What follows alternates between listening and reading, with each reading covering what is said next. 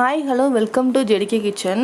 நம்ம இன்றைக்கி வறுத்தரைச்சி பண்ணுற மீன் குழம்பு எப்படி பண்ணணும்னு பார்க்க போகிறோம். இதுக்கு தேவையான பொருட்கள் என்னென்னா, நான் சின்ன வெங்காயம், பச்சை மிளகாய், கொஞ்சம் தேங்காய் பூ, தக்காளி, மீன் 3/4 கிலோ எடுத்திருக்கேன், பூண்டு கொஞ்சம் எடுத்திருக்கேன், புளி ஒரு அரை மணி நேரத்துக்கு முன்னாடி ஊற போட்டு வச்சுருக்கேன், ஒரு லெமன் சைஸ் அளவு புளி.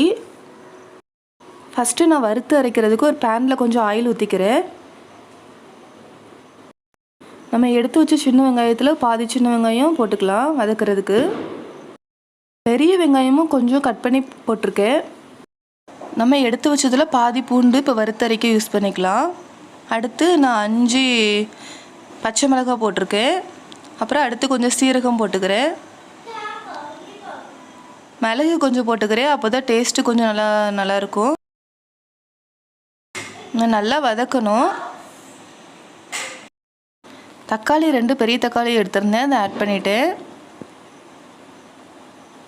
அடுத்து கல்லுப்பு கொஞ்சம் ஆட் பண்ணிவிட்டேன்.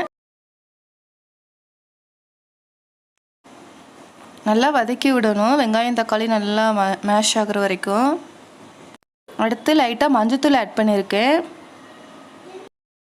அடுத்து நான் மசாலா ஆட் பண்ணியிருக்கேன். இது வீட்டிலே ப்ரிப்பேர் பண்ண மசாலா. மல்லித்தூள், சீரகத்தூள், மிளகுத்தூள் எல்லாம் சேர்த்து வறுத்து அரைச்சி நான் மசாலா ரெடி பண்ணி வச்சுருக்கேன்.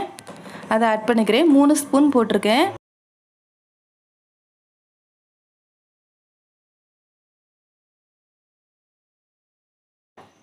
அடுத்து மிளகாத்தூள் ஆட் பண்ணிக்கலாம். நான் 2 ஸ்பூன் மிளகாத்தூள் ஆட் பண்ணியிருக்கேன். கடைசியில் காரம் பத்தலைன்னா நம்ம அப்புறம் கூட ஆட் பண்ணிக்கலாம். ஃபஸ்ட்டே ஆட் பண்ணிட்டோம்னா ஜாஸ்தியாக ஏறக்கூடாது, ஏன்னா நம்ம பச்சை மிளகாவும் அரைக்கிறோம், அதனால நம்ம பார்த்து ஆட் பண்ணிக்குவோம். அடுத்து நான் எடுத்து வச்ச தேங்காயும் போட்டு நல்லா வதக்கி விட்டுக்கிறேன். மசாலா அடிபிடிக்காத மாதிரி பார்த்துக்கோங்க. அடிபிடிக்கிற மாதிரி இருந்தால் லைட்டாக தண்ணி ஆட் பண்ணிக்கோங்க. இப்போ நம்மளுக்கு மசாலா நல்லா வதங்கி ரெடி ஆகிட்டு, இது நல்லா ஆறுனதும் நம்ம மிக்ஸி ஜாரில் போட்டு அரைச்சி நல்லா பேஸ்ட்டாக எடுத்துக்கலாம்.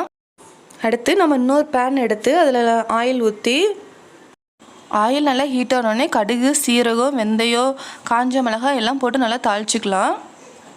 நான் எடுத்து சின்ன வெங்காயத்தை குட்டி குட்டியாக கட் பண்ணி அதையும் போட்டுக்கிறேன். அது நல்லா ஃப்ளேவராக வாசமாக இருக்கும். நம்ம பாதி போட்டுட்டு வச்சுருக்கோம்ல, அந்த பூண்டையும் லைட்டாக இடித்து சேர்த்துக்கணும். இடித்து சேர்த்தா நமக்கு நல்லா வாசமாக இருக்கும். நான் அப்புறம் கொஞ்சம் கருவேப்பிலையும் கொஞ்சம் லைட்டாக ஆட் பண்ணிக்கிறேன். இது நம்மளுக்கு நல்லா ஃப்ளேவர் கொடுக்கும் நம்மளுக்கு. அடுத்து நம்ம அரைச்சி வச்ச பேஸ்ட்டையும் நான் ஆட் பண்ணிக்கிறேன். அது நல்லா எண்ணெயில் நல்லா வதங்கட்டும்.